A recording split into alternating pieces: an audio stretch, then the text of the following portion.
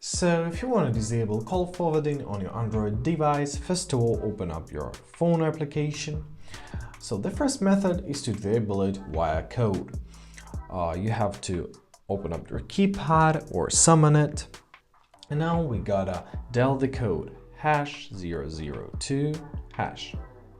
As you see, MMI code started, and now we will get a message that call forwarding all services has been disabled, and signs that we really disabled it all. The second method is to your phone settings. So once again, open up your phone applications. At the top right corner, find on this three dots, press settings.